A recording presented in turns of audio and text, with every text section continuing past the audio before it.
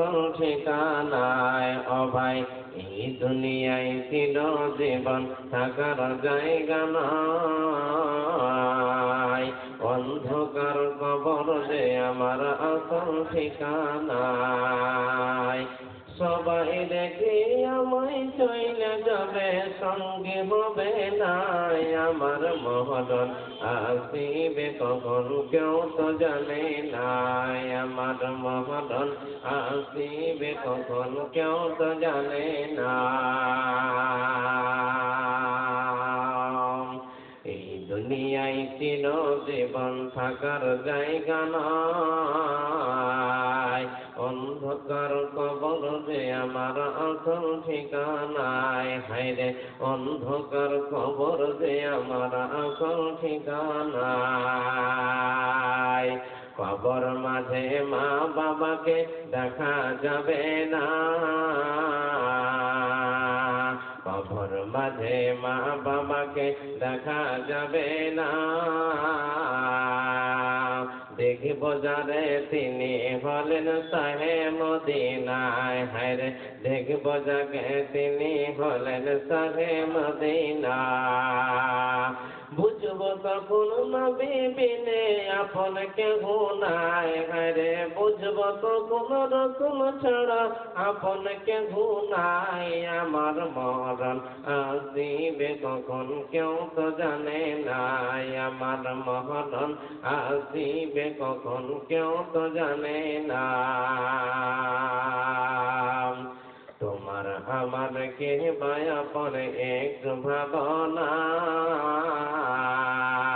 তোমার আমার কে মায়াপন একটু ভাবনা।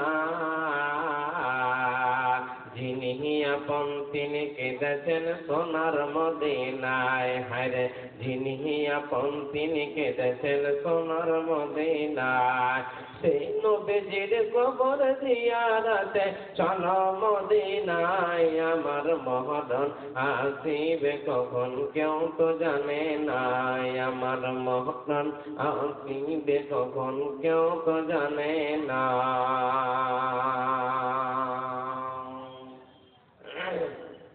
শ্রদ্ধেয় সম্মানিত মুসলিম সমাজ, দিন প্রিয় ইসলাম প্রিয় ভাইয়াপ্পা জানেরা, প্রধানশীল মা এবং বোনেরা, সর্বপ্রথমে আল্লাহ পাক মহান রব্বুল আলামিনের প্রশংসা করি, যিনি আমাদেরকে গভীর রাত্রে একটি ইসলামী জলসাতে আসার সুযোগ দান করেছেন। তাই যতজন বসে আছেন মহব্বতের সাথে পড়েন আলহামদুলিল্লাহ। এবং তিনার পরে পরে প্রিয়ত রাসূল মা আমিনার দুলাল, হাসান হোসেনের নানা, ফাতেমার বাবা তাজদারে মাদানী, আহমদ মুস্তফা মোহাম্মদ মুস্তফা মহব্বতের সাথে পড়ুন সাল্লাল্লাহু আলাইহি ওয়াসাল্লামের প্রতি কোটি কোটি দুরূদ ও সালাম বর্ষিত হোক। আল্লাহুম্মা সাল্লি আলাইহি আল্লাহুম্মা বারিক আলাইহি। ভাই আব্বা জানেরা, খুব সুন্দর আপনারা বসে আছেন, দেখে খুব ভালো লাগছে। বিষয় শুরু করার আগে 1 মিনিট আপনাদের কাছে সময় চাইছি, যে যতজন বসে আছেন যতক্ষণ বায়ান হবে আমার সঙ্গে আপনারা কথা বলবেন ইনশাআল্লাহ। সবাই পড়েন ইনশাআল্লাহ। কেন ইসলাম সভাতে এসে যদি আপনারা কথা না বলেন বক্তাদেরকে বলতে ভালো লাগবে না। ওই জন্য বলছি যে আপনারা সবাই কথা বলবেন। আজকে আয়াত পড়লাম, বুঝে নিয়েছেন বক্তব্যের বিষয় ঈমান সম্পর্কে। বিষয় বলার আগে একটি ছোট্ট মোট্ট আপনাদেরকে উদাহরণ দিচ্ছি, তবে বুঝতে পারবেন যে আমাদের জীবনে আমাদের কি যাচ্ছে, আমরা দুনিয়াতে কি করছি। আমাদেরকে আল্লাহ তাবারাক ওয়া তাআলা এত সুন্দর করে আমাদেরকে পরিশ্রম করে পৃথিবীতে সবচাইতে অতি উত্তম করে পৃথিবীর মধ্যে পাঠিয়েছেন। আল্লাহ বলছেন একটাই উদ্দেশ্য আমার, যে ইল্লা লিয়াবুদুন, বান্দা তোমরা আমার ইবাদত করবে। কেন বললেন আল্লাহ?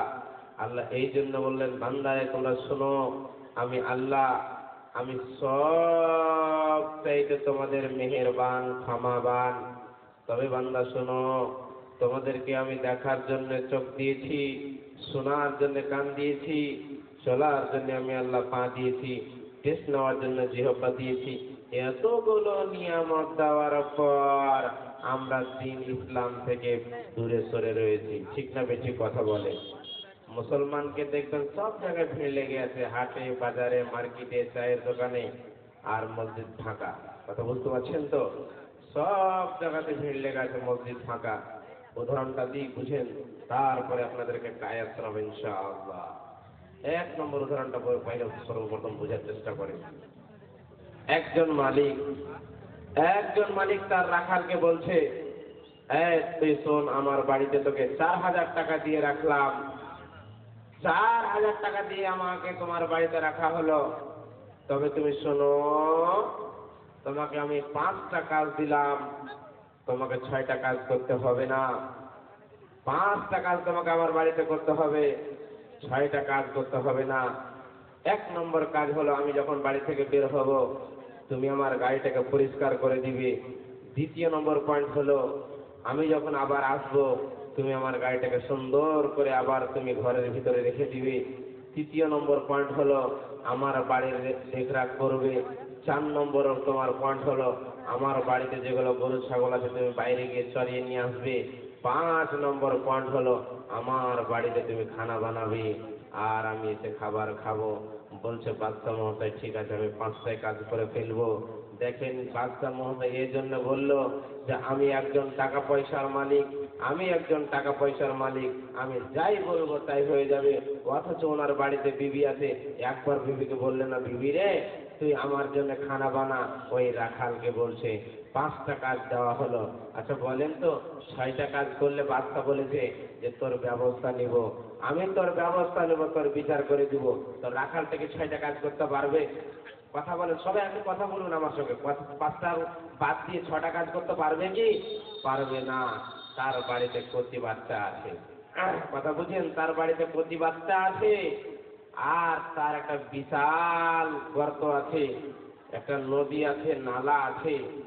সেই নালাতে কি করেছে, কচি যেটা বাড়ির ভিতরে একটা ছোট্ট সন্তান, তার হাতে কিন্তু বাচ্চা মহতায়, ও ময়ের ছেলে দয়ের ছেলে তো, একটা ফুটবল দিয়েছে হাতে, একটা বল দিয়েছে। আপনারা বুঝেন তো, একটা বল দেওয়া হয়েছে ওর হাতে।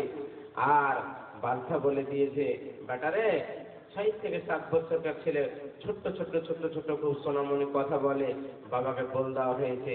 যখন বাবা বের হয়ে চলে গেল, ছোট্ট ছেলেকে বললো, বেটা খবরদার দিয়ে পানির দিকে যাস না, তুই নিজেই বাড়িতে বসে বসে খেলাধুলা করবি, অথচ তুই অন্য জায়গায় যাবি, কিন্তু খবরদার এই নদীর ধারে যাবি না, এই গর্তর ধারে যাবি না। কি করেছেন, যেটাই বলেছেন সেটাই হচ্ছে আল্লাহর লীলা খেলা। ধরলেন কচি বাচ্চা, বলটা খেলতে খেলতে বন্ধু পানির দিকে বলটা লাফিয়ে গিয়েছে, ছোট্ট বলটা পানির দিকে চলে গিয়েছে। আর বলেন, কথা বলেন, ছেলেটা পানির দিকে লাফাতে লাফাতে যাবে কি যাবে না? কথা বলেন সবাই, কথা বলেন। কথাগুলো আমার বুঝতে পারছেন তো আপনারা? পানির দিকে লাফাতে লাফাতে বলটা যেমন চলে গেল, ক্ষুদ্র জ্ঞান নিয়ে ছোট বাচ্চা পানির দিকে লাফাতে লাগলো। লাফাতে লাফাতে বলটাও আগাচ্ছে, আর ছোট্ট বাচ্চা পানি দিয়ে ঢেউ দিচ্ছে। আচ্ছা, বলটা তার দিকে আসবে না আগিয়ে দিয়ে আগা দিকে যাবে? কথা বলেন। যত পানির দিকে পিছন দিক থেকে এই মতন বাড়ি মারছে, অত বলটা আগা দিকে লাফিয়ে যাচ্ছে। আর বাড়ির রাখাল দাঁড়িয়ে দাঁড়িয়ে দেখছে, লাফাতে লাফাতে লাফাতে কি করলো, ছেলেটা ঢক ঢক ঢক ঢক করে পানি খেয়ে গর্তর মধ্যে ডুবে মারা গেল। কি হলো? ডুবে মারা গেল।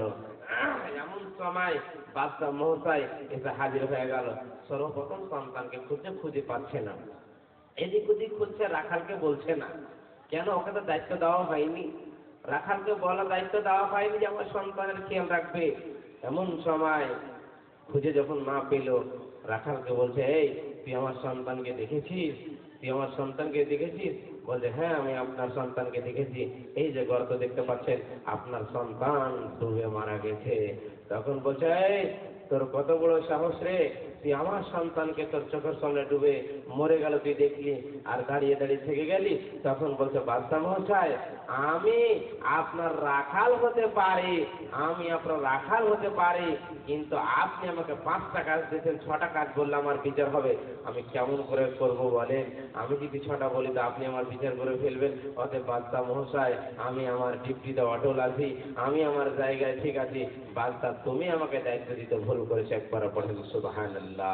ভাই বাবা বাবাজি, বলার মানে যতক্ষণ বায়ান হবে, যতক্ষণ ইমান সম্পর্কে কথা বলবো, ভাবিয়েন না যে এটুকুই ইমান, ডানে বানে আর কোন ইমান নয়। সর্বপ্রথম প্রশ্ন আপনাদেরকে বলি, একটা মানুষ পৃথিবীতে যদি নামাজ পড়ে পড়ে মারা যায়, বলেন কোন আলিম কোন ওলামা গ্যারেন্টি নিতে পারবে সেই লোকটি আল্লাহ জান্নাতে যাবে? কেউ নিতে পারবে? কখনোই নিতে পারবে না। আয়াত পড়ে তারজমা হয়ে বুঝতে পারবে। এটা আমার কথা নয়, তাই আল্লাহ বলছেন। বিসমিল্লাহির রহমানির রহিম। লাইসাল বিররা আন তুআল্লু উজুহাকুম কিবালাল মাশরিকি ওয়াল মাগরিবি ওয়ালাকিন্নাল বিররা মান আমানা বিল্লাহি ওয়াল ইয়াউমিল আখির ওয়াল মালাইকাতি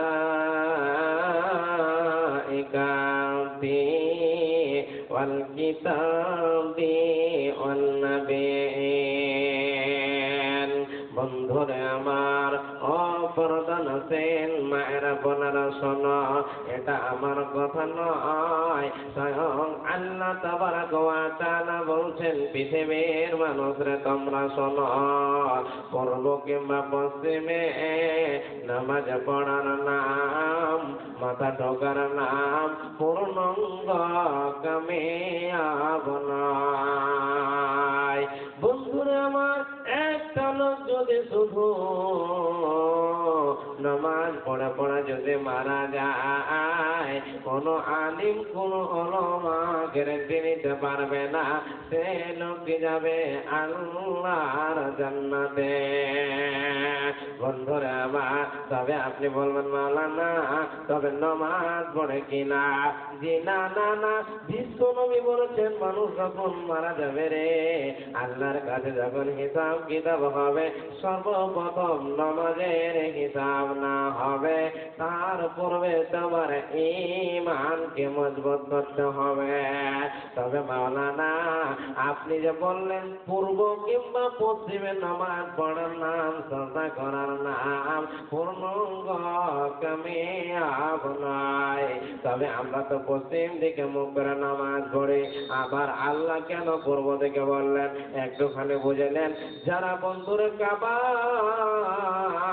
পূর্ব দিকে রয়েছে, পশ্চিম দিকে মুখ করে নামাজ পড়ে, যারা পশ্চিম দিকে রয়েছে তারা পূর্ব দিকে মুখ করে নামাজ পড়ে, যারা দক্ষিণ দিকে রয়েছে উত্তর দিকে মুখ করে কাবার নামাজ পড়ে, যারা উত্তর দিকে রয়েছে দক্ষিণ দিকে মুখ করে নামাজ পড়ে।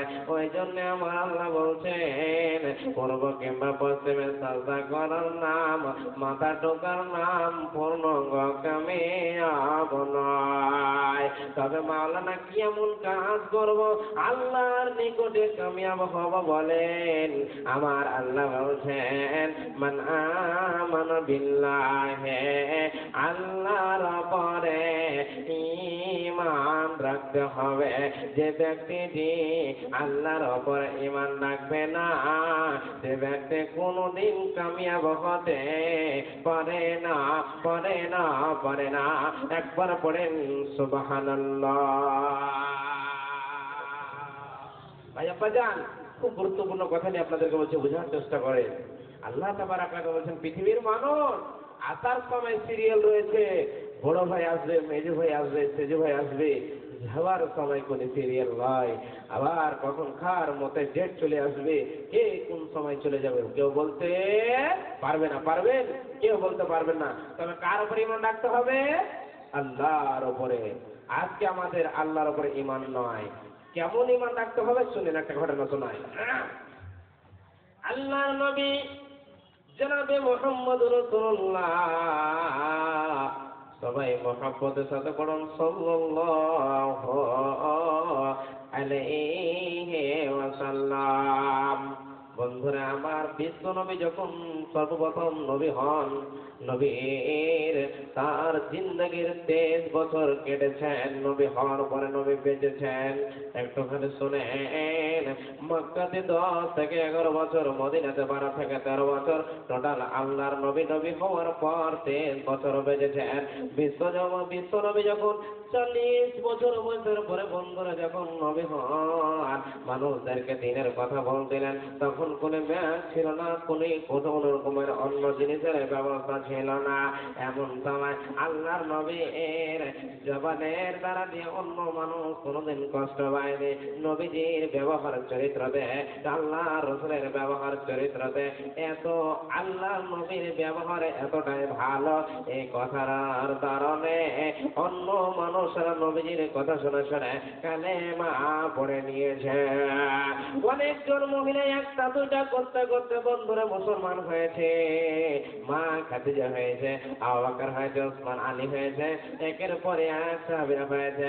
মায়েরা বোনেরা বেটিরা, ওই মতন ইমান রাখতে হবে। জালসা শোনার পরে মেলাতে ঘুরতে হবে না, ভাই আব্বাজান যেতে হবে না। তবে কেমন ইমান রাখতে হবে একটুখানি শোনেন। একজন মহিলা যার নাম হলো হযরতে সুমাইয়া, তার স্বামীর নাম হলো ইয়াসির, আর তার সন্তানের নাম হলো আম্মার। এটা হলো আবু জাহালের গোলাম, আবু জাহালের গোলাম। এরা গোপনে গোপনে বন্ধু রে মুহাম্মদের দ্বীনকে মেনে নিয়েছে। যেমন মেনে নিয়েছে, আবু জাহালের গোলামকে খবর হয়ে গেল, আবু জাহালকে বলে দিল। আবু জাহাল হলো মক্কা মদিনার প্রধানমন্ত্রী ছিলেন, সব জায়গার নেতা ছিলেন। খবর হয়ে গেল, আবু জাহাল তুমি কি জানো যে তোমার বাড়িতে খাচ্ছে রে, তোমার খালিকে ফোটা করছে? কি হয়েছে বলো, কথা বলতে পারলাম না। বলছো বিবি সুমাইয়া এবং তার স্বামী আছে মুহাম্মদের দ্বীনকে মেনে নিয়েছে। যেমন বলল রে বন্ধু, মাথা গরম হয়ে গেল। আবু জাহাল বলে দিল, আমার জমাতের লোকেরা, কমের লোকেরা, মুনাফিকের দলেরা, কাফেরের দলের, তোমরা শোনো, চলো চলো চলো চলো চলো, আমাদের একটা মিটিং হওয়া লাগবে রে।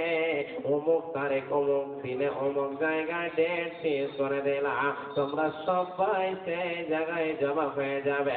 আর সেই জায়গাতে সুমাইয়া ইয়াসির আম্মাকে জমা করে নিতে হবে। কে এটা ফেসলা করলো বলো? কে করলেন?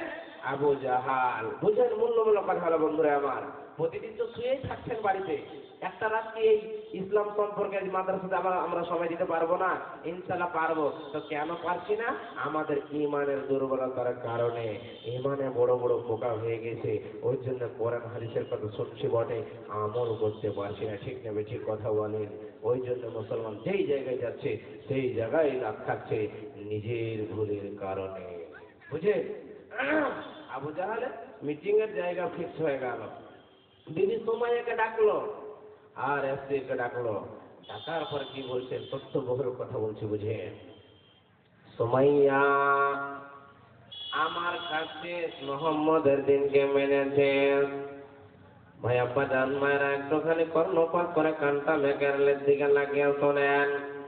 সুমাইয়া শুনলাম নাকি যে মুহাম্মদের দ্বীনকে মেনে নিয়েছে, কতদূর কি বল? বলতে, হ্যাঁ আবু জাহাল, আমি মুহাম্মদের দ্বীনকে মেনে নিয়েছি। বন্ধুরা আমার, এমন সময় আবু জাহালের মাথা গরম হয়ে গেল। সুমাইয়া রে, ঈমান ছাড়বি নি বল? বিবি সুমাইয়া বলছে, আবু জাহাল রে, ও উমাইয়া, তোরা দুইজন বেঈমান, তোদের তো জীবন তোমাদের শোনালে আমি কখনো যে মুহাম্মদের সত্য দ্বীনকে গ্রহণ করেছে কখনো ছাড়ব না। আবু জাহালের মাথা গরম হয়ে গেল। বলছে, সুমাইয়া দেখ দেখ দেখ, তুই যদি মুহাম্মদের দ্বীনকে না ছাড়ে তবে তোর পুরোটাই গায়ের পোশাকের কাপড় খুলে দেব, তোকে ল্যাংটা করে দেব, তোকে উলঙ্গ করে দেব, আর তুই মানুষের সামনে লজ্জায় লজ্জিত হয়ে যাবে। মায়েরা বোনেরা বেটিরা বাজারেরা একটুখানি শুনো যে আমার কথা নয়, মহিলাটির কথাই মা আল্লাহকে ভালোবেসেছে, জান্নাত পেতে হবে। বলছে, আবু জাহাল রে, এগুলো তুই আমাকে কিসের ভয় দেখাচ্ছে? আমি তোদের এগুলো কথা শুনে ভয় পাবো না, পাবো না। এমন সময় বন্ধুরে আবু জাহাল সেই বিবি সুমাইয়াকে পুরো পুরোটা শরীরের পোশাকে খুলে দেওয়া হলো, পুরোটা শরীরের পোশাকে খুলে দেওয়া হলো। বিবি সুমাইয়াকে ন্যাংটা করে দিল, আর তার চরম গায়ের ভিতরে গল্লা ভরে তাকে ধর্ষণ করে দুনিয়া থেকে বিদায় করে দিল। একবার পড়েন সুবহানাল্লাহ। এই তো রাসূলের জামানায় মহিলারা ঈমান এনেছে। ও ভাই আব্বা জানেরা, মায়েরা, বোনেরা, বেটিরা, শোনো, এটা আমার কথা নয়, তার স্বামীর কি অবস্থা ঘটেছে শোনো। ইসলামটা আমরা কষ্টের বিনিময়ে পেয়েছি রে, ইসলামটাকে শহীদের বিনিময়ে পেয়েছি। আর আজকে অলসতার কারণে, গাফলাতের কারণে আমরা বিছানায় শুয়ে আছি। ইয়াসিরকে ডেকে বলছে, ইয়াসির রে, এই যে দেখ, তোর বিবিকে তোর সামনে মেরে ফেললাম, ধর্ষণ করলাম, কত বেজ্জত করলাম, ন্যাংটা করলাম। ইয়াসির রে, বল বল বল, ঈমান ছাড়বি কি না বল। ইয়াসির বলছে, রে আবু জাহাল, আমার বিবি মারা গেল, আমিও মারা যাব, কিন্তু ঈমান ছাড়ব না। আবু জাহাল এলান করে দিল, হে তোমরা শোনো, দুটা ঘোড়া নিয়ে আসো, দুই পায়ে বেঁধে দাও। ইয়াসিরের দুই পায়ে বেঁধে দাও, ইয়াসিরের দুই পায়ে বেঁধে দাও হলো বন্ধুরে। আর আবার ইয়াসিরকে বলছে, ইয়াসিরে দেখ দেখ দেখ দেখ দেখ, এই তোর বিবি মারা গেছে, তার সামনে তুই মারা যাবে, সব চাইতে বেশি ভালো তুই মুহাম্মদের দিনকে ছেড়ে দে। ইয়াসির বলছে, আবু জাহাল ছাড়বো না, ছাড়বো না, মুহাম্মদের দিন সত্য গ্রহণ করেছি, কখনোই ছাড়তে পারবো না। মাথা গরম হয়ে গেল, বলছে তার কমান্ডারের কাফের জামাতের লোকেরাকে, এই কাফের জামাতের আমার কমের লোকের, তোমরা শোনো, এটা মুহাম্মদের দিনকে ছাড়বে না, দু পায়ে দুটো রশি বেঁধে দাও। ডান দিকে একটা ঘোড়াকে তাড়িয়ে দেওয়া হলো, বাম দিকে রশি বেঁধে একটা ঘোড়াকে তাড়িয়ে দেওয়া হলো। ইয়াসিরকে দুই খণ্ড করে দেওয়া হলো, তবে এরা ঈমান ছাড়েনি। বলার উদ্দেশ্য বন্ধুরে, আজকে মাদ্রাসাতে কোরআন এসেছে, শহীদের রক্তের বিনিময়ে এদের মতন যদি ঈমান হয় বন্ধুরে মায়েরা, তবে কামিয়াব কামিয়াব হয়ে যাওয়া। কথা বুঝতে পেরেছেন? এদের মতন ঈমান হওয়া লাগবে। এদের মতন যদি ঈমান না থাকে, আমরা কখনোই কামিয়াব হতে পারবো না। কিসের উপর ভয়? দ্বিতীয় পয়েন্ট, আল্লাহর উপর ভয়। বলেন তো, আজকে এতজন বসে আছেন, পুরুষ এবং মহিলা, কে আছেন মাওলানা? আমি আল্লাহর ভয়ে সকালে বিকালে ডুকরে ডুকরে কেঁদেছি। বলেন তো, আজকে বুকে হাত দিয়ে কে কেঁদেছেন আল্লাহর ভয়ে? কথা বলেন। আজকে তো আমরা শুধু বাজারে, মেলাতে, হাটে ঘুরছি, মা বোনদেরকে দেখেন মেলাতে ভিড় লেগে আছে, এদের দিলের ভিতরে তো আল্লাহর ভয় নাই। কথা বুঝতে পারছেন? যাদের ভিতরে আল্লাহর ভয় থাকবে না, সে কোনদিন কামিয়াব হতে পারবে না। একবার পড়েন সুবহানাল্লাহ। আম্মা জানে, আল্লাহ নবীর বিবি আম্মা জান আয়েশা রাদিয়াল্লাহু তাআলা আনহার একটা ইতিহাস গুলো ছোট্ট করে আপনাদেরকে তুলে ধরি, মূল্য সময়ের মধ্যে একটু বোঝার চেষ্টা করেন। আম্মা জান আয়েশা রাদিয়াল্লাহু তাআলা আনহা মহিলাটি অনেক হাদিস মুখস্থ করে রেখেছিলেন তিনার দিলের ভিতরে। এই মহিলাটি, মা বোন একটুখানি বুঝেন, জলসা কামিয়াব আপনাদের জন্য এই মত হবে না, আমল করতে পারেন তবে কামিয়াব হবে। মায়েরা একটুখানি বোঝার চেষ্টা করেন। মা আয়েশা কঠোর নয়নে আল্লাহর ভয়ে কাটছে। আল্লাহ নবী বাড়িতে ছিলেন না, দিন তাবলীগের কথাগুলো বলছিলেন। এমন সময় বাড়িতে এসে দেখছেন মা আয়েশা কাঁদছে। কাঁদা দেখে আল্লাহ নবীর বরদাস্ত হলো না, ছোট্ট করে একটা প্রশ্ন করে ফেললেন। প্রশ্নটা কি? তুমি বুঝে হাদিসের টুকরা বলছি। আল্লাহর নবী বাড়ি আসলেন, আসার পর আল্লাহর নবী দেখছেন আমার বিবি আয়েশা কঠোর নয়নে বাড়িতে চিৎকার করে কান্না করছে। বাইরা আমার বোনেরা, বেটিরা, একটুখানি শুনো, হে আমার কথা নয়। আল্লাহর নবী বাড়ি এসে বলছেন, মা ইবতুকে ইয়া আয়েশা, আয়েশা রে, তোমাকে কে কাঁদালো, কেউ ওদের যে কথা বলেছে নাকি একটুখানি আমাকে বলো। আল্লাহর নবী যেমন এই মতন প্রশ্ন করে ফেললেন, মা এসে বলছে, আল্লাহর নবী গো, আমাকে কেউ ওজনে যে কথা বলেনি গো নবীজি। আমি হঠাৎ করে বাড়িতে এসে জাহান্নামের কথা ভাবছিলাম, আল্লাহর কাছে কেমন করে পাঠাবো, আল্লাহকে কেমন করে হিসাব দেওয়া, আমি বলে পারবো না গো নবীজি। আমি এই বলে বাড়িতে কাঁদছে, বাবাকাই তো ইয়া রাসূলুল্লাহ, হঠাৎ করে আমি কেঁদে ফেললাম। তবে এগুলো মহিলা বন্ধুরে আল্লাহর ওপরে ঈমান রেখেছে। 3 নম্বরে আল্লাহর চরিত্রের উপরে ঈমান রাখতে হবে। 4 নম্বর আল্লাহর কিতাবের উপরে ঈমান রাখতে হবে। আর আল্লাহর ওপরে, আল্লাহর কিতাবের উপরে ঈমান রাখার পর আখিরাতের প্রতি ঈমান রাখতে হবে রে। যে মাবুদ এত সুন্দর আত্মা বানিয়েছে, যে মাবুদ এত সুন্দর বডি বানিয়েছে, এই মাবুদের কাছে যেতে হবে। যদি আমল নামা ভালো থাকে তবে কামিয়াব হয়ে যাবে, আর আমল নামা যদি ভালো না থাকে সে ব্যক্তি কোনোদিন কামিয়াব হতে পারে না, পারে না, পারে না। একবার পড়েন সুবহানাল্লাহ। ভাই আব্বাজান বুঝেন মুসলমানের অবস্থা কেমন হয়েছে, মুসলমানের অবস্থা কেমন বুঝেন। জাদু এবং পোতা একটা উদাহরণ দিচ্ছে বুঝেন। আপনার দিকে পায়ের বল খেলা হয়, ফুটবল খেলা হয়, আপনাদের দিকে কথা বলেন, একটা সময় কথা বলবেন, খুব মূল্য কথা বলছি। তো যখন ফুটবল খেলা হচ্ছে, দাদু পোতা বলছে, দাদু ভাই আজকে খেলা দেখতে যেতে হবে। কোথায় যাবি না তো চলো, মোস্তফা খান ফাইজুল কোরআন একটা বিরাট ময়দান আছে, সেই ময়দানে খেলা হবে। এমন সময় দাদু পোতা এক পা দুই পা করতে করতে চলে আসছে ময়দানে। যেমন ময়দানে এসে দেখছে চারিদিক থেকে লোককে ঘিরে নিয়েছে, সবাই দেখছে কখন প্লেয়ার গুলো আসবে। সময় মতো 11টি করে 22 জন, দুই দিক থেকে প্লেয়ার, একটি হচ্ছে বাঙ্গাল থেকে, একটি হচ্ছে বিহার থেকে। 11 জন করে 22 জন চালু হয়ে গেল। তার মধ্যে 2 জন গোলকি থাকবে, গোলগুলোকে লাফাবে, ধরবে, আর 11 জন করে 22 জন যুবক দুই দিক থেকে পিটবে। পিঠে কি পিঠে না কথা বলেন, পিঠে কি পিঠে না কথা বলেন। এদিকে লাফ মারছে, ওদিকে যাচ্ছে, ওদিকে লাফ মারছে, এদিকে আসছে। যেমন বলটাকে লাফ মারছে, বলটা ওদিকে মার খাচ্ছে, এদিকে আসছে। আর পোতা অঝোর নয়নে তাকিয়ে তাকিয়ে তাকিয়ে তাকিয়ে দেখতে দেখতে দেখতে দাদুকে ছোট্ট মধ্য প্রশ্ন করে ফেলছে, দাদু ভাই বলটা কি এমন অন্যায় করেছে একটু বলো না, বলটা কি এমন অন্যায় করেছে বলো না, কাঁদতে লেগেছে, কি এমন অন্যায় করেছে। দাদু তখন চিৎকার করে বলছে, পোতারে শোনো, এই বলটা কোনো এমন অন্যায় করেনি, এর অন্যায় করার মতো ক্ষমতা নাই। এটা হলে একটা হাওয়ার বল, একে বাম্পার দিয়ে ফলানো আছে রে।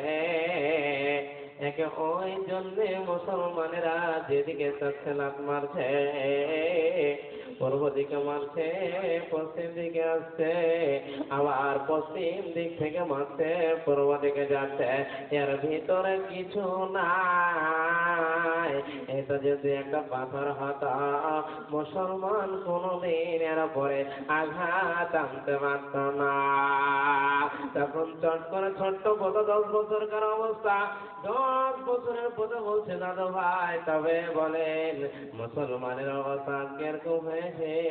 খাড়াই টিএমসি, খাড়াই বিজেপি, খাড়াই টিএমসি, খাড়াই বিজেপি, খাড়াই কংগ্রেস যেদিকে যাবে রে মুসলমান, তোকে লাত খেতে হবে, তোকে বাঁচার মতন কেউ হবে না। বলেন ঠিক না বেঠিক, কথা বলেন ঠিক না বেঠিক। দেখবেন এক ভাই কংগ্রেস, এক ভাই টিএমসি, আর 2 ভাই মারামারি করছে। আপনারা শুনেছেন রক্ততে 2 নম্বর ব্লকে কাটাকাটি হয়েছে। কোথায় বললাম, রক্ত 2 নম্বর ব্লকে কাটাকাটি হয়েছে। মুসলমান তবে ভোলার মানে হচ্ছে ইমান যদি আপনার মজবুত হয় সব জায়গায় পাঠিয়ে যাবেন, আর ইমান যদি আপনার ভালো না হয় সব জায়গায় ধরা পড়ে যাবেন।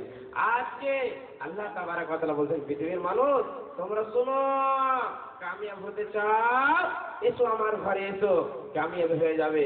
আর যদি কামিয়াব না হতে চাও, চলে যাও, তোমার দুই চোখ যাবে, তুমি চলে যাও। আল্লাহ তাবারক ওয়া তাআলার একটা কোরআন শুনেন তো, যারা ঈমানদার হবে তাদের ঈমানটা কেমন হবে শুনেন। এটা আমার কথা নয়, স্বয়ং আল্লাহ তাবারক ওয়া তাআলা বলছেন। বিসমিল্লাহির রহমানির রহিম। ইন্নামাল মুমিনুনা আল্লাযীনা ইযা যুকিরাল্লাহু ওয়াজিলাত কুলুবুহুম ওয়া ইযা তুলিয়াত আলাইহিম আয়াতুহু যাদাতুহুম ঈমানাও ওয়া আলা রাব্বিহিম ইয়াতাওয়াক্কালুন। আমার আল্লাহ বলছেন, প্রকৃত ঈমানদার কারা হবে রে তোমরা শোনো। যখন তাদের সম্পর্কে আল্লাহর কথাগুলো বলা হবে, তখন তার ঈমানটা আল্লাহর ভয়ে থরথর থরথর করে কাঁপবে। আর যখন কোরআন তেলাওয়াত করা হবে, যাদাতুহুম ঈমানা, ওই আমার বান্দার ঈমান বেড়ে যাবে। আর পৃথিবীতে যতদিন বাঁচবে রে, ওরা আল্লাহর উপরে ভরসা করে জীবন যাপন কাটাবে। শুধু তাই নয়, সেই বান্দা নামাজ পড়বে, আর আমি যে কোনো মাল দিয়েছি আল্লাহ রাস্তায় খরচ করবে। এখন চাইছেন একটা উদাহরণ দিচ্ছে, বুঝবেন। একজন যদি যুবককে বলে, ও আমার ভাইয়া বাজারা শোনো, এটা হচ্ছে একটা মাদ্রাসা, একজন কালকে 5,000 টাকা লাগবে, মন ভারী হয়ে যাবে, চাইছে না, উদাহরণ দিচ্ছে, দিতে পারবে না। মাওলানা নাই নাই, কেমন করে দেওয়া নাই। একজন মা বোনকে বলি, মা রে বোন বেটি রে, একটা পায়ার লাগবে, পরা লাগবে, হার লাগবে, মন ভারী হয়ে যাবে, দিতে পারবে না। একটুখানি শুনেন, একজন সাহাবীর ঘটনা শোনাই, তারপর যে মা বোনদের ঈমান থাকবে ভাই আব্বাজান চটচট করে উঠে আসবে। শোনেন, আল্লাহ রাসূলের সাহাবী, একজনের নাম হলো আবুল বাবা। আবুল বাবার অনেক বাগান ছিল বন্ধুরে, আর তার বাগানের পাশে একজন গরিবের বাগান। যেমন বাগানে গিয়েছে, দেখছে খেজুরের বাগানের ভিতরে, জি জি জি, দেখছেন এমন সময় প্রেসিড দিয়ে ঘেরতে লেগেছেন, ঘেরতে ঘেরতে দেখছেন আবুল বাবার বাগান আমার প্রেসিডের বাগানের কাছে। দেখছেন আর ধরা যাবে না, আল্লাহ নবীকে সেই খবরটি জানিয়ে দেওয়া হলো। আল্লাহ নবী তো ফয়সালা করে দেন, গরিব মানুষ, আল্লাহ নবী আপনি একবার ফয়সালা করে দেন। আল্লাহ নবী বলছেন, যাও যাও, আবুল বাবাকে ডেকে নিয়ে আসা হলো। আবুল বাবা আসলো, আল্লাহ নবী বলছে, আবুল বাবা রে, গরিব মানুষ, তুই এক কাম করে দেখে বাগিনাটা ছেড়ে দে, বাগানটা ছেড়ে দে। তিনি বলছেন, না না না নবীজি, আমি ছেড়ে দেব না। আল্লাহ নবীর কথাকে কিন্তু মানল না, ধাক্কা দিয়ে তিনি বাড়ি চলে গেল, এড়িয়ে চলে গেল। আল্লাহ নবীর চোখটা লাল হয়ে গেল। আল্লাহ নবী বলছেন, কে আছে রে, আজকে যে বাগানটা কিনে দিতে পারবে, আমি জান্নাতে একটা বাগানের জিম্মা নেব। একবার পড়েন সুবহানাল্লাহ। আর একজন সাহাবী দাঁড়িয়ে গেল, দাঁড়িয়ে গিয়ে বলছি, হাবিবাল্লাহ, ইয়া রাসূলুল্লাহ, এখন মাটিটা আপনার আমার জন্য নাকি গো? আল্লাহ বলছে, জি। আবুল বাবা রে শোনো, আবুল বাবার যে ফয়সালা ইয়াতিম বা সাহাবী করে দিতে পারবে, আমি তার জন্য আখিরাতে জিম্মা নিয়ে নেব। একজন সাহাবী কত ইমানদার, শোনেন।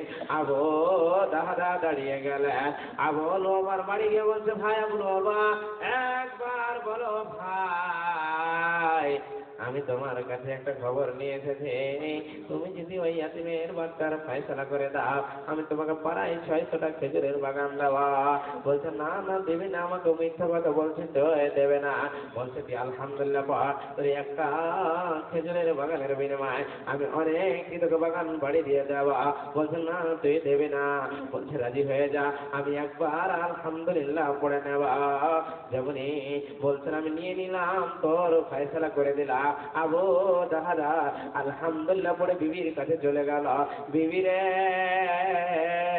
ঘর থেকে বের হয়ে যা, আমি জান্নাতের বিনিময়ে সমস্ত বিক্রি করে দিয়েছি। বিবি কত আল্লাহ বলি, একবার দেরি করলেন না, একবার দেরি করলেন না, ঘর ঘর থেকে বেরিয়ে তারা চলে গেল জান্নাতে গাছের বিনিময়ে। বলেন তো কোন আমার আব্বা জান আছে? কাউরে মা মারা গেছে, কাউরে বাবা মারা গেছে, কাউরে মা মারা গেছে, আত্মীয় স্বজন মারা গেছে রে, আসো তাকিয়ে আছে। ও আমার মায়েরা বোনেরা বেটিরা একটুখানি শোনো, কাউরে স্বামী মারা গেছে, কাউরে সন্তান মারা গেছে, আসেন আসো তাকিয়ে আছে। আজকে মাদ্রাসায় জানতে হবে, আমরা 2000 1000 করে দেব, আর এই দানটা আখেরাতে জমা হয়ে যাবে। আসেন চটচট করে, এক নয় দুই নয়, একটা সর্বপ্রথম কলম 5000 টাকা আমার হাতে। কি আল্লাহর গোলাম আছেন? আসেন মাওলানা, আমার বাবা মারা গেছে, আমার দাদা দাদি মারা গেছে, মায়েরা বোনেরা সর্বপ্রথম একটা হার আংটি বলা দেখতে চায়। কেন এই জানটায় মরার পরে কবরে যাবে।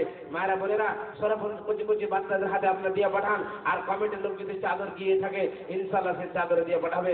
এই দান এমন একটি দান মরার পরে কবরে যেতে থাকবে। আসেন একটা 5000 2000 কলম 1000 কলম, আর আসেন তো 30টা কোরআনের দাম 200 করে আমার কাছে। আসেন তো কোন আল্লাহর গোলাম আছেন? মাওলানা আমি তো একজন গরিব মানুষ, মাওলানা আমি তো একজন গরিব মানুষ। আসেন 200 করে আসেন, এই মাদ্রাসায় চটচট করে আসেন, দোয়া হবে। সুবহানাল্লাহ সুবহানাল্লাহ, দোয়া হবে ইনশাআল্লাহ। আসেন চটচট চটচট করে আসেন। এই ভাই আমার বলছেন মাওলানা আমার ফুফু অসুস্থ আছে, দোয়া হবে। সুবহানাল্লাহ হে রব্বুল আলামিন। ভাইজান বলছে মাওলানা আমার ফুফু অসুস্থ আছে, মাওলানা একটুখানি দোয়া করে দিবেন। আল্লাহ এই দোয়ার বিনিময়ে জানো আমার ফুফুর অসুস্থতা সরিয়ে দাও। আলহামিল ওয়াস রাব্বানা আস্তাগফিরুল্লাহ সিফাইল্লাহ সিফাওকা সিফাল্লাহ ইগাদুর সাকামা। হে রব্বুল আলামিন যে উদ্দেশ্য দান করেছে মাওলা, দানকে কবুল করে নাও, মনের উদ্দেশ্য পূরণ করে দাও। আমিন আমিন সুম্মা আমিন। আচ্ছা ঠিক আছে, আচ্ছা 2 জন হয়ে গেল। আসেন চটচট করে আসেন। মা কিন্তু বলা যায় যে আপনার চাপ কমিটি চাদর ভিতরে মা বোন চাইছি সর্বপ্রথম বয়ান করলে হবে না, বয়ান শুনলে হবে না, আল্লাহ ওয়ালি হওয়া চাই। আসেন চটচট চটচট চটচট করে আসেন।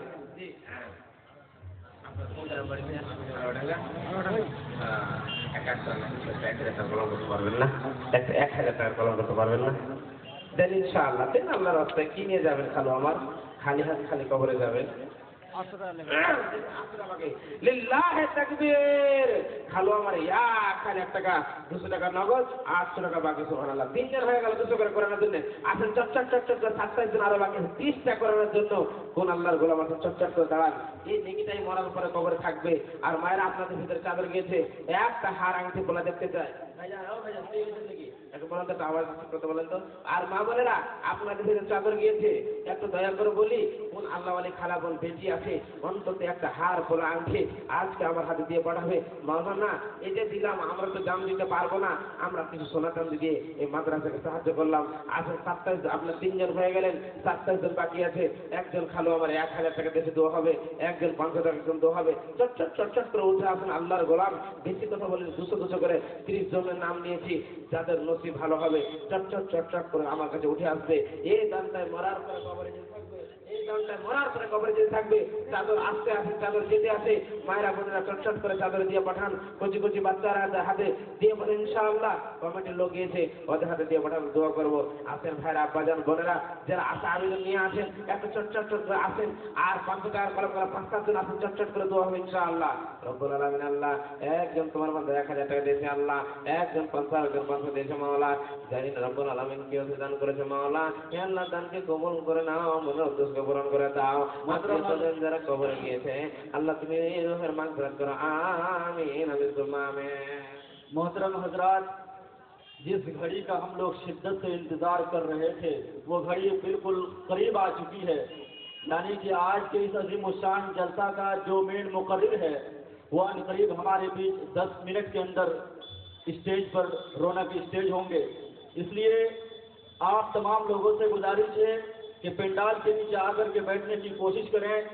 मौलाना का मुख्तसर खिताब है, 10 मिनट के अंदर वो अपनी बातों को ख़त्म कर देंगे और उसके बाद हम सब के जो चहीते और महबूब तरीन जो खतीब है फजलतुल शेख फजलुर रहमान सिराजी हफिज़ुल्लाह, जो इटावा उत्तर प्रदेश से हमारे बीच तशरीफ फरमा है, उनका पुरमख्त वलवला अंगेज खिताब होगा। इसलिए आप लोगों से पुरखुलूस गुजारिश की जाती है कि आप लोग बराए करम जल्द अज जल्द पंडाल के नीचे आने की जहमत करें और मौलाना फजलुर रहमान सिराजी हफिज़ुल्लाह के खिताब समाप्त करते हुए यहाँ से जाएं। मौलाना मुनीरुल इस्लाम साहब का खिताब मुख्तसर है, 10 मिनट के अंदर वो अपनी बातों को ख़त्म करेंगे।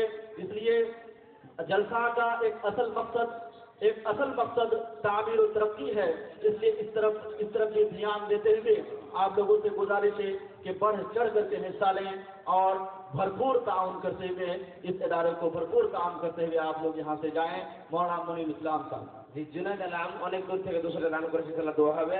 মায়েরা বোনেরা বলতে চাইছি আপনাদেরকে চাদর অনেক দিয়েছেন, আবার চাদর গিয়েছি দেখতে চাই একটা হার কোরআন ইনশাআল্লাহ আসবে। আমি আশাবাদী যে আপনাদের জন্য দোয়া করব, যত বাড়িতে বালা মুসিবত আছে ইনশাআল্লাহ দোয়া হবে। যারা দিবের মন আছে চটচট করে আসেন, অনেক দিয়েছেন আলহামদুলিল্লাহ, ভালো কথা, মাদ্রাসা সাহায্য করেছেন, আমার হাতে আসেন, অনেক দূর থেকে যে মুসাফির হিসেবে আছি, যাই দিবেন আল্লাহর রাস্তায় দোয়া করব ইনশাআল্লাহ। জি ভালো আছেন? আচ্ছা ঠিক। ঠান্ডা লাগছে, ঠান্ডা লেগে এদিকে লেখান সুবহানাল্লাহ। রব্বুল আলামিন, আল্লাহ গো তোমার গুনাহগার বান্দা তোমার দরবারে প্রার্থনা করি মাওলা। আয় রব্বুল আলামিন, একজন 100 টাকা, একজন 200, একজন 1250 দান করেছে মাওলা। রব্বুল আলামিন, জানি না কি উদ্দেশ্যে দান করেছে মাওলা, দানকে কবুল করে নাও। আল্লাহ গো তুমি মনের উদ্দেশ্য পূরণ করে দাও, আমিন আমিন সুম্মা আমিন। 7 জন হয়ে গেল, আর 7 জন হয়ে 28 জন আছেন, 200 করে বেশি নয়।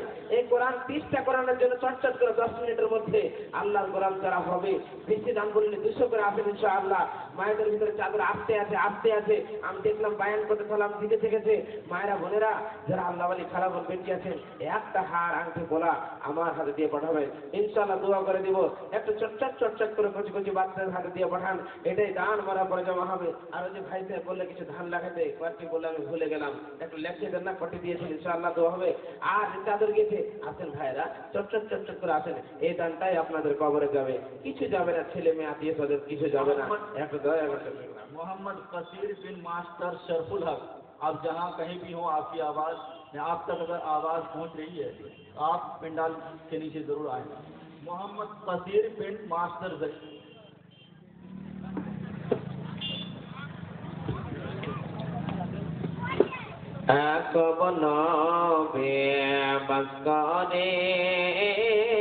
तन केन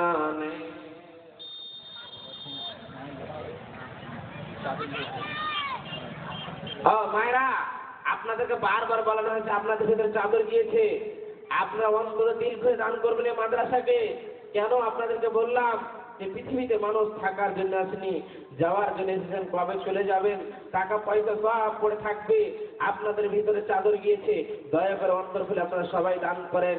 কেন বিশ্বনবী বলেছেন, আমি যখন মেরাজের ঘটনাতে জান্নাতে গিয়ে দেখলাম, জাহান্নামে গিয়ে দেখলাম, উরিতুন নারা ফায়জা আকসার আহলিহান নিসা, আমি দেখলাম যে পুরুষ কম, মহিলারা জাহান্নামের ভিতরে দাও করে আগুনে জ্বলছে।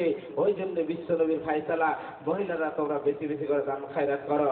অতএব মা বোন, আপনাদের কাছে দয়া করে বলি, চাদর গিয়েছে, আপনার চাদরের ভিতরে 100, 200, 2000, 100 যেই পারবেন, সোনা চাঁদি লাখের কানের অন্তত এই আল্লাহর রাস্তায় এই মাদ্রাসাকে তোমরা দান করবে ইনশাআল্লাহ। দোয়া করে দিব, আল্লাহ এই দোয়ার বিনিময়ে আপনাদের সমস্ত গুনাহকে ক্ষমা করবে। আচ্ছা আশা রাখছি একটু দয়া করে চটচট করে দিবেন। আর যারা ভাইরা দ্বীপের মধ্যে আছেন, 5-7 মিনিটের মধ্যে আসেন না, আল্লাহর ওয়াস্তে আপনাদেরকে ডেকে কতটাকে নিয়ে আসা হবে। ঈমান যদি আপনাদের চোখে থাকে, ঈমান যদি আল্লাহর দিকে হয়, ঈমান যদি আল্লাহকে রেখে যদি দুনিয়াতে চলেন, তবে আপনারা অবশ্যই আগিয়ে আসবেন, এই মাদ্রাসা সাহায্য করবেন ইনশাআল্লাহ। আসেন, যোগে আসেন, একসঙ্গে দোয়া করে দিব, দিয়ে আমি বিদায় করে নিয়ে নেব ইনশাআল্লাহ। আসেন, চটচট করে আসেন। মায়েরা বোনেরা একটু তাড়াতাড়ি করে, চাদর গিয়েছে, চাদরের ভিতরে একটু তাড়াতাড়ি করে দান করবেন ইনশাআল্লাহ, দোয়া করে দেব। আর আমি এখান থেকে বিদায় নিয়ে দেবো। একদম অবশ্যই আপনার দেরি করে না, চটচট করে আসেন, একদম আল্লাহর রাস্তায় আপনাদের জন্য দোয়া করবো। এই দোয়াটা আল্লাহর নিকটে গ্রহণযোগ্য হবে। সুবহানাল্লাহ রব্বুল আলামিন। আল্লাহ তোমার যে বান্দারা 200-100 করে দান করেছে মাওলা, দানকে কবুল করে নাও। আত্মীয় স্বজন যারা মারা গেছে মাওলা, আল্লাহ তুমি রুহের মাগফিরাত করো, মনের উদ্দেশ্য পালন করে দাও হে রব্বুল আলামিন। আল্লাহ তুমি ইন্নাল্লাহা বাশীরুম বিমা তা'মালুন, তোমার বান্দারা কি নিয়ে তো মাদ্রাসাকে দান করেছে, আল্লাহ তুমি দেখতেছো। আল্লাহ দানকে কবুল করে নাও, আল্লাহকে মনের উদ্দেশ্য পালন করে নাও, আল্লাহকে সুখময় জীবন দাও, শান্তি রাখো, আমিন আমিন সুম্মা আমিন। দেখো সে দেখো খোদা তোর বন্দে এরা হিতে ছিল ছিল কিনা ছিল যে যে দানে বোঝা গেল যে উদ্দেশ্যে যে নিয়াতে তোর বন্দে একটি কথা করে গেল দান উদ্দেশ্য পূরণ করো তুমি রহমান মিটাইয়া দাও। ওয়ালাইকুম আসসালাম ওয়া রাহমাতুল্লাহি ওয়া বারাকাতুহু। জি আপনার নাম ভাইজান? মোহাম্মদ আনোয়ার। বলেন কতটি মাদ্রাসার সাহায্য করবেন? 1000। এখন বছর কিন্তু 5000 উপরে কলম চলছে ভাইজান, 1000 করিয়েন না। এক কাজ করেন 10,000 টাকা দেন। কি কাজ করছেন?